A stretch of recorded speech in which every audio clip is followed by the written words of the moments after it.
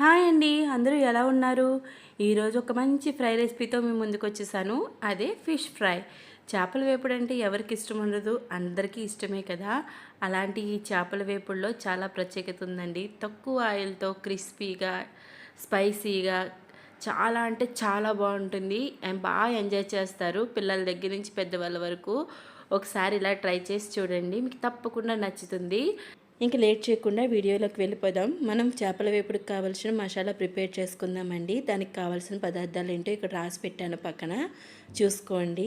జీలకర్ర, కొద్దిగా మెంతులు, గసగసాలు, చెక్క, మొగ్గలు, ఇలాచి, ధనియాలు, వాటన్నిటిని కొద్దిగా డ్రై రోస్ట్ చేసుకుని ఈ విధంగా పొడి చేసుకొని పెట్టుకోవాలి. నేను ఆల్రెడీ ముందుగా చేసుకొని పెట్టుకున్నానండి. చేప ముక్కల్ని శుభ్రంగా క్లీన్ చేసుకొని పక్కన పెట్టుకోవాలి. మనం మసాలా ప్రిపేర్ చేసుకుందామండి. టేస్ట్కి సరిపడగా సాల్ట్, 1.5 టీ స్పూన్ కారం వేసుకోవాలి. కొద్దిగా పసుపు అండి, 1/4 టీ స్పూన్ సరిపోతుంది. మనం ప్రిపేర్ చేసి పెట్టుకున్న మసాలా 1 స్పూన్ అనమాట. కొద్దిగా మస్టర్డ్ ఆయిల్ అండి. మస్టర్డ్ ఆయిల్ వేసుకుంటే ఫిష్ ఫ్రై చాలా అంటే చాలా టేస్ట్గా ఉంటుంది. మంచి కలర్ కూడా వస్తుందండి ఫిష్ ఫ్రైకి. ఒక హాఫ్ చెక్క లెమన్ కూడా పిండేసుకుందామండి ఇందులోకి.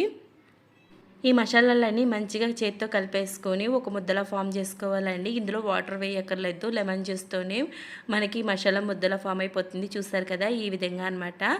ఇప్పుడు ఈ ముద్దని మనం చేప ముక్కలకి కోట్ చేసేసుకుందామండి. ఈ విధంగాను అన్ని ముక్కలు కోట్ చేసేసుకున్న తర్వాత మరలా ఫ్రెష్గా దంచుకున్న అల్లం వెల్లుల్లి పేస్ట్ని మనం సెకండ్ కోటింగ్ కింద వేసుకుందామండి. ఒక 5 నిమిషాల తర్వాత అనమాట.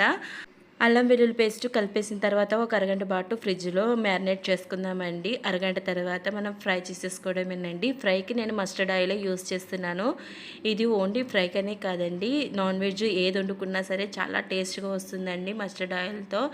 ఈ ఫ్రైకి నేను 2 టేబుల్ స్పూన్ ఆయిల్ మాత్రమే యూస్ చేస్తున్నానండి. ఆయిల్ హీట్ అయిన తర్వాత మనం ఫిష్ ముక్కల్ని ఈ విధంగా ప్యాన్లోకి ట్రాన్స్ఫర్ చేసేసుకోవాలి. వెంటనే గరిటె పెట్టి మాత్రం తిప్పొద్దండి. ఒక 2 నిమిషాల పాటు హై ఫ్లేమ్లోనే ఉంచి ముక్క గట్టిపడేంత వరకు కూడా మనం ఫ్రై చేసుకోవాలి. ఆయిల్ ఒకే చోట ఉండిపోకుండా ఈ విధంగా స్ప్రెడ్ చేసుకుంటూ అన్నిటి మీద అన్ని వైపులకి జరిగేలాగా తిప్పుకోవాలన్నమాట. కొంచెం ఫిష్ గట్టిపడింది అనిపించినప్పుడు కొంచెం ఇలా టర్న్ చేసేసుకుంటే సరిపోతుందండి. ఈ విధంగా అనమాట. తర్వాత 2 నిమిషాల తర్వాత మనం మీడియం టు లో ఫ్లేమ్లోకి మార్చేసుకోవాలండి ఫ్లేమ్ని.